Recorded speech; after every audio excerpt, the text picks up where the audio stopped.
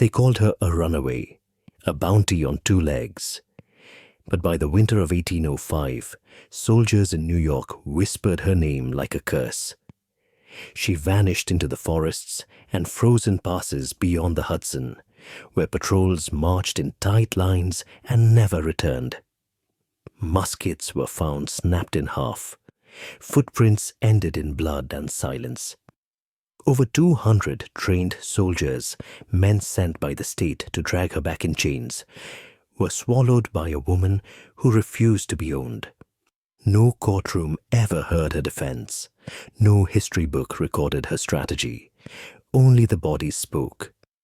This is the story of a black woman who escaped bondage and turned the hunt into a war. One where freedom demanded blood, and survival meant becoming the very terror her captors feared most.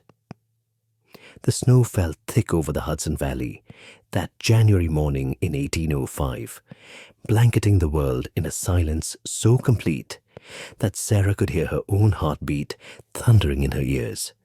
She crouched behind a fallen oak, her breath coming in, controlled whispers of white mist, watching the patrol of 12 men pick their way through the forest below her hiding place.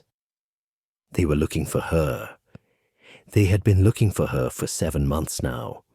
Sarah Freeman, though Freeman was not the name she'd been given at birth, but the one she'd claimed for herself the night she'd walked away from the Van Cortlandt estate, with nothing but the clothes on her back and a hunting knife stolen from the master's study, had become something of a legend in the wilderness between New York City and Albany.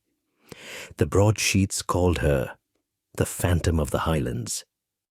The militia called her something far less printable. She was 26 years old, though she'd stopped counting the years precisely somewhere around her 15th birthday, when they'd sold her mother south, and she'd realized that time for people like her was measured not in years, but in scars. She was tall for a woman of her era, nearly 5 feet and 10 inches, with shoulders broadened by years of field work and arms corded with muscle from chopping wood, hauling water, and doing all the labor that made wealthy men's estates run like clockwork. But it was her eyes that people remembered most, those who survived encountering her anyway. They were the color of dark amber, flecked with gold, and they held an intelligence and fury that unsettled even hardened men. One survivor, a militia captain named Douglas Whitmore, would later write in his journal that looking into Sarah Freeman's eyes was like staring into the eyes of a wolf that has learned to walk upright and think like a man. The patrol below was moving slowly, their muskets held ready, their eyes scanning the snow-covered forest for any sign of tracks. They wouldn't find any. Sarah had learned, in her months of freedom, how to move through the forest like smoke, like wind, like a thought that passes and leaves no trace.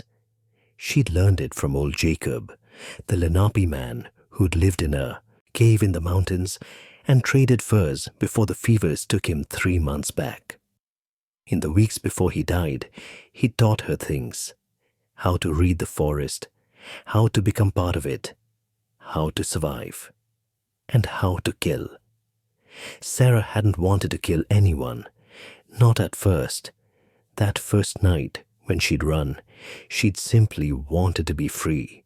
She'd wanted to breathe air that she owned, to walk on ground that didn't belong to someone who thought they owned her, to sleep without wondering if tomorrow would be the day they decided to sell her too.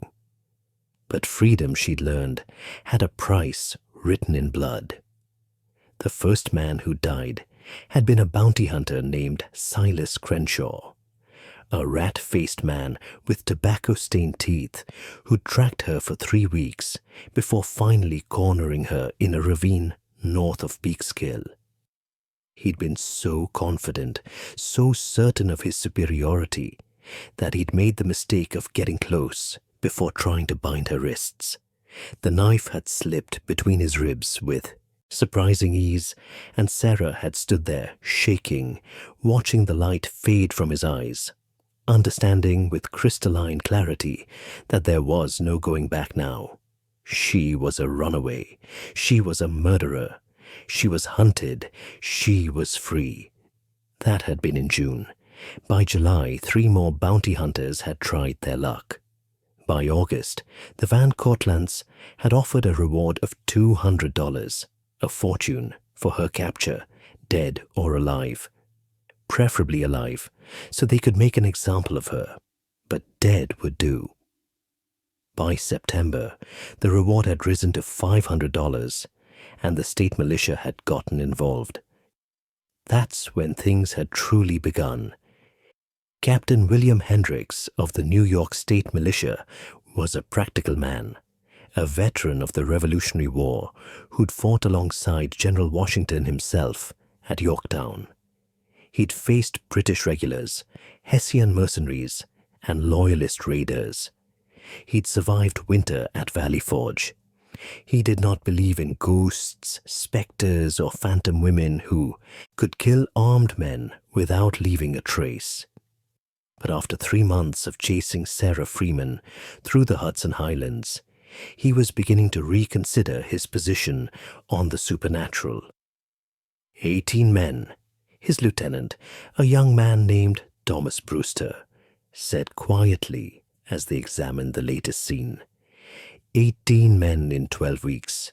Sir, the men are starting to talk.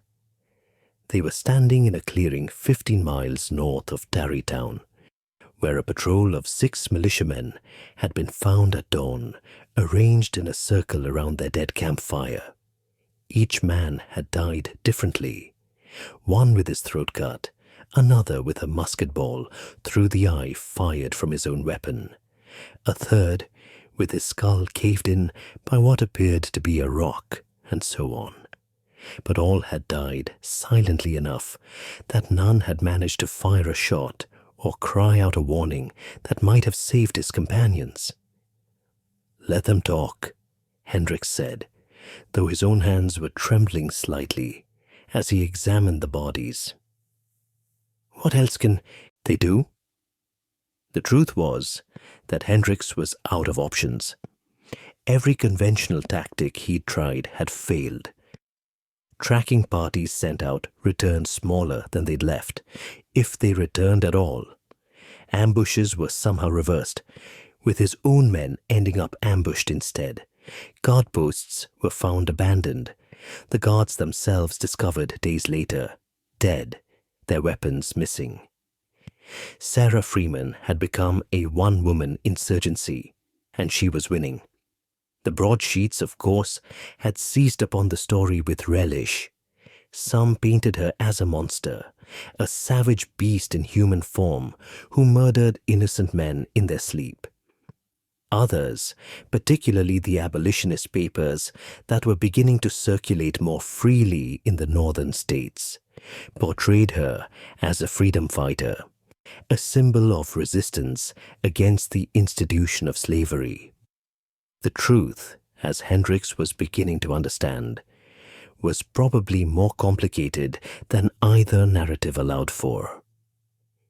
Sarah Freeman wasn't a monster.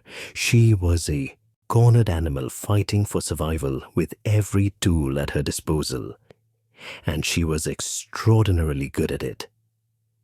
"There are tracks," Brewster said, pointing to a faint impression in the snow near the tree line. "Leading north?" Hendricks studied the tracks. They were deliberately obvious, he realized, a trail left for them to follow. Every instinct he had, honed by 20 years of military service, screamed that this was a trap. "Gather the men," he said. "We're following those tracks." Brewster stared at him. "Sir, you think it's a trap?" "Unquestionably." Hendricks checked the priming on his pistol. "But we're not going to catch her by being cautious. She's been running circles around us because we're predictable. So let's be unpredictable. Let's walk into her trap and spring one of our own. Sarah watched from her perch in an ancient pine tree as the militia column made its way along the game trail below. 40 men, she counted, the largest force they'd sent after her yet. They were being careful, moving in a defensive formation with scouts ahead and flankers on either side. They were also walking directly toward the ravine she'd spent the last 3 days preparing. She'd learned guerrilla tactics through necessity and observation. The Lenape elder Jacob had told her stories of how his people had fought the Dutch and English colonizers, using knowledge of the land to offset superior numbers and firepower. She'd adapted those lessons, adding her own innovations born of desperation and cunning. The ravine was a natural choke point, a narrow cut in the earth where the trail descended steeply between two rocky outcroppings. She'd blocked the far end with a carefully constructed rock slide that looked natural, but was actually held in place by a single keystone she could dislodge from above. At the near end, she'd laid tripwires made from fishing line, stolen from a cabin, attached to bells she'd taken from a church in a raid 2 weeks earlier. It wasn't elaborate. It didn't need to be. It just needed to create chaos and confusion for a few crucial minutes. She waited, breathing slowly, her captured musket loaded and ready. She'd become proficient with firearms through practice, burning through ammunition she'd taken from fallen soldiers and hunters. Every shot had to count because powder and ball were precious resources. The column reached the ravine entrance.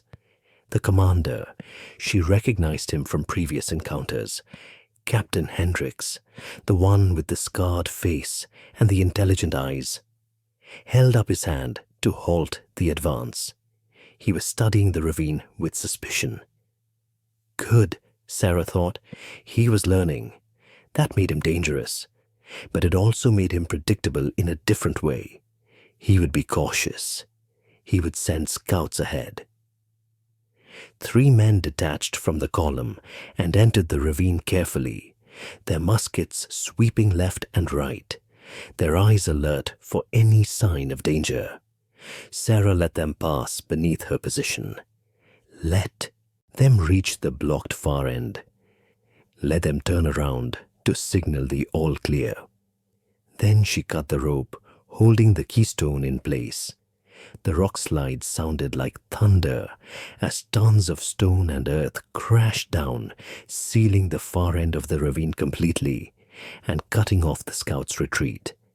Before the dust had settled, Sarah had shifted position, moving along a series of branches she'd tested and retested, until she had a clear line of sight on the ravine entrance. The rest of the column was rushing forward in response to the noise. Exactly as she'd hoped. She fired her first shot, dropping the lead man, reloaded smoothly while moving to a new position. Fired again. Another man fell. The militia was scattering now, seeking cover, trying to locate her position. But she was already gone, swinging down from the tree using a rope she'd hidden earlier, landing in soft snow that muffled her impact. She ran low and fast, circling around the militia's flank, while they were still focused on the tree line where her shots had come from. The bells rang as someone hit a tripwire, adding to the confusion. Men were shouting, officers were barking orders, muskets were firing blindly into the trees. Sarah reached the position she'd prepared on the south side of their formation, a small depression in the ground concealed behind a fallen log, with multiple escape routes and clear sight lines to the trail. She'd preloaded 4 muskets and hidden them here, a technique that let her maintain fire while minimizing reload time. She rose up just enough to aim and fired the first musket, dropped it and grabbed the second, fired, the third, fired, the fourth, fired. 4 shots in 15 seconds, 4 men down or wounded, and then she was running again before return fire could find her. This was how she'd survived, not through direct confrontation, but through hit-and-run tactics, through preparation and misdirection, through using the terrain and the militia's own predictable responses against them. This was how she'd killed so many without being caught. By mid-January, the official death toll from Sarah Freeman's campaign of survival had reached 73, though some estimates put the true number higher. Bounty hunters, militiamen, slave catchers, and opportunists all had pursued the substantial reward on her head, and all had learned too late that she was far more than a simple runaway slave. Captain Hendricks sat in his tent, studying maps by candlelight and trying to think like Sarah Freeman. Where would she go? What would she do next? What did she want? That last question was the key, he realized. Everyone assumed she wanted to escape, to flee north to Canada or west into the territories.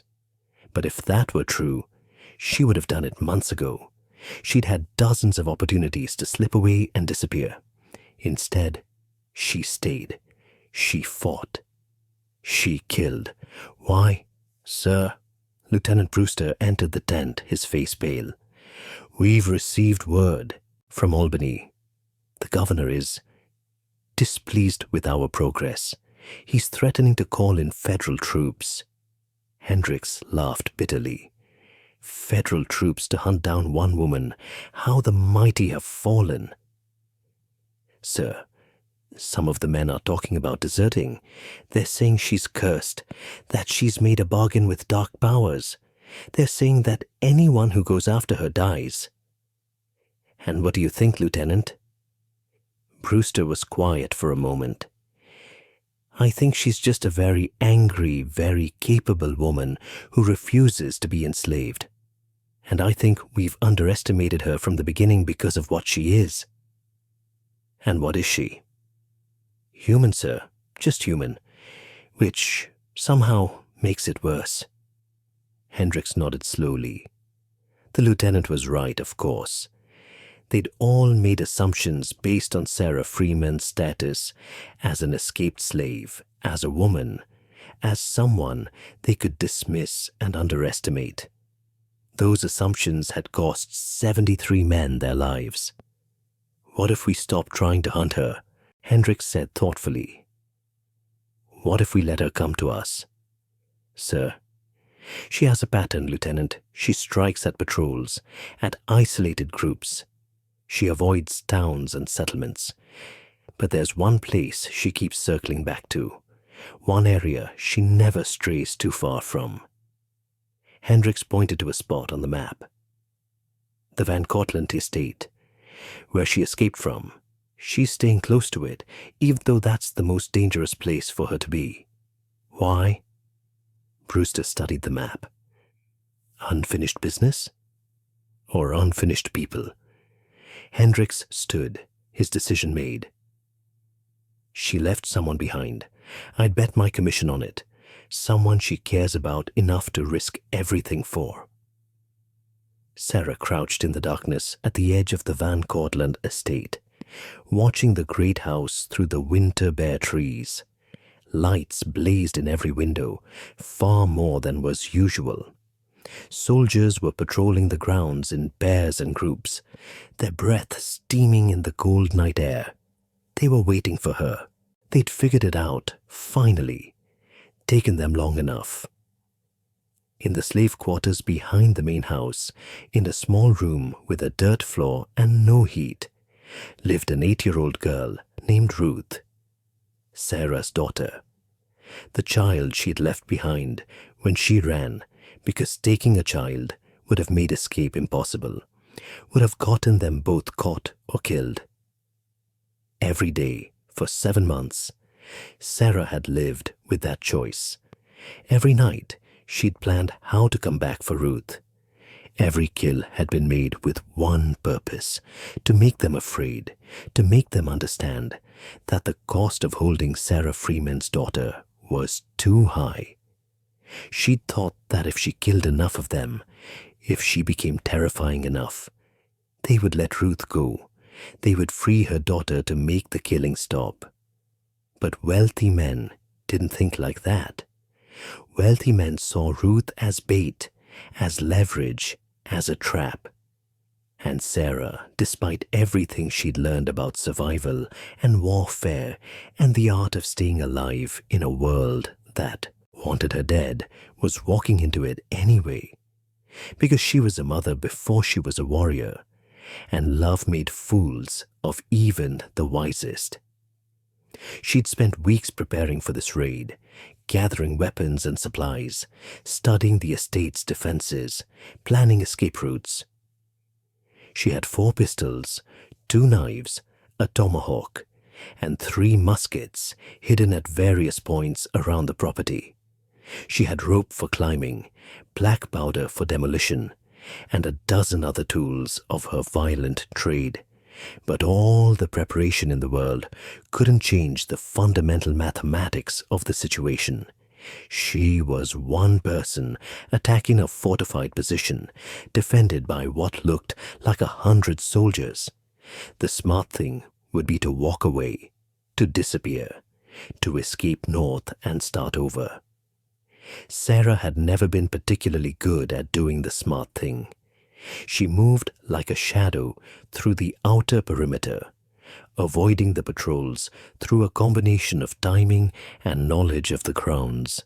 She'd lived here for 15 years. She knew every tree, every outbuilding, every blind spot in the sightlines. The slave quarters were guarded by 10 men, 5 at the front, 5 at the back. Too many to fight directly. So she didn't fight them directly. The explosion that ripped through the estate stables was small but spectacular, created from powder she'd stolen, and a fuse timed to give her exactly 3 minutes to get in position. As soldiers rushed toward the flames and chaos, Sarah slipped into the slave quarters through a window she'd left unlocked during her years of servitude there. Ruth was awake, sitting on the floor of her tiny room, her eyes wide but unafraid. She'd known her mother would come. Sarah had promised, and Sarah kept her promises. "Mama," the girl whispered. "Hush now, baby. We have to move fast." Sarah wrapped Ruth in a dark blanket and lifted her easily.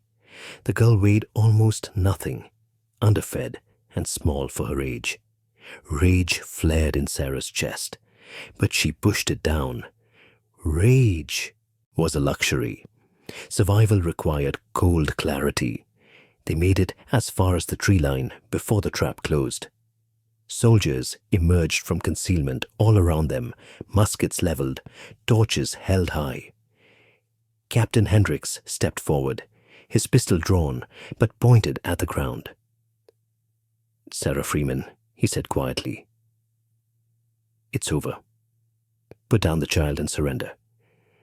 Sarah sat Ruth down gently, positioning herself between her daughter and the soldiers. She drew both her pistols, cocking them smoothly. "You know I can't do that, Captain. You're outnumbered 50 to 1. You're an extraordinary fighter, but you're not immortal. This ends one of 2 ways, with you in chains or you in a grave. Let it be chains. Let your daughter have a mother." "A mother in chains is no mother at all." Sarah's voice was steady. "I'd rather she remember me free." Hendricks sighed. "I was afraid you'd say that." He raised his voice. "All units, prepare to fire on my mark." "Captain." It was Lieutenant Brewster, stepping forward. "Sir, I can't. I can't order men to fire on a woman holding a child. She killed 73 men who were trying to enslave her, sir. 73 men who would have dragged her back to bondage. She didn't ask for this war. We brought it to her. A murmur ran through the assembled soldiers. Hendricks looked around and saw it in their faces. Doubt, hesitation, shame.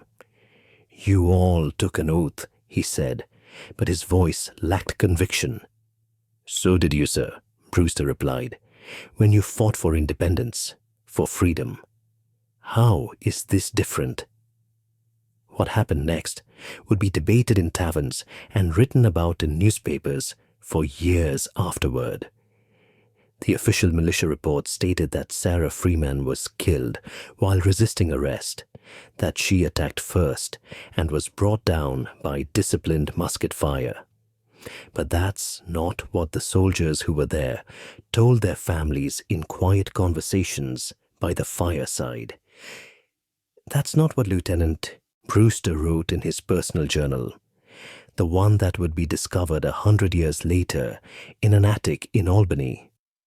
According to those accounts, Captain Hendricks lowered his pistol. Then Lieutenant Brewster lowered his musket. Then, one by one, soldiers began to lower their weapons, began to step back, began to turn away from the woman and child in the clearing. This is mutiny, Hendricks said, but he didn't raise his weapon again. Then court-martial me, sir, Brewster replied. But I won't fire on a mother protecting her child. I don't care what color her skin is. Sarah stood there, her pistols still raised, hardly daring to believe what she was seeing. Soldiers were walking away. An entire company was refusing orders. The trap was opening. You're making a mistake, Lieutenant, Hendricks said quietly. They'll have both our commissions for this. Then it's a mistake I can live with, sir. Sarah Freeman backed slowly into the trees, her daughter held close, her pistols covering her retreat. No one followed, no one fired, and when she finally disappeared into the darkness of the winter forest, she vanished completely, leaving behind only a legend. The official records state that Sarah Freeman died in January 1805, killed during a failed attempt to kidnap her daughter from the Van Cortlandt estate. The bounty was never collected. The case was quietly closed. But in the years that followed, stories circulated through the network of escaped slaves and free black communities. Stories of a woman and a girl who'd appeared in Philadelphia, in Boston, in Montreal. A tall woman with amber eyes and a quiet daughter, living under a new name, working as a seamstress, a teacher, a woman of no particular notice who'd somehow managed to buy her freedom, or so the papers she carried claimed. Captain Hendricks resigned his commission in February 1805, citing reasons of health. He would later become a vocal abolitionist, much to the horror of his former colleagues. When asked why he'd changed his position on slavery, he would simply say that he'd once met someone who'd shown him what the price of freedom truly was. Lieutenant Brewster was court-martialed for dereliction of duty, but acquitted due to lack of evidence. He would go on to serve in the War of 1812, distinguishing himself at the Battle of Lake Erie, and would eventually settle in Ohio, where he became instrumental in the Underground Railroad. The Van Cortlandts never recovered the reward money they'd boasted. They did, however, notice a significant increase in the number of their slaves attempting to escape in the years following Sarah Freeman's disappearance. Some said it was her example that inspired them. Others claimed it was her ghost, haunting the Hudson Highlands, protecting those who sought freedom. The truth, as is often the case, was probably simpler and more complex than legend allowed. Sarah Freeman was not a phantom or a ghost or a supernatural being.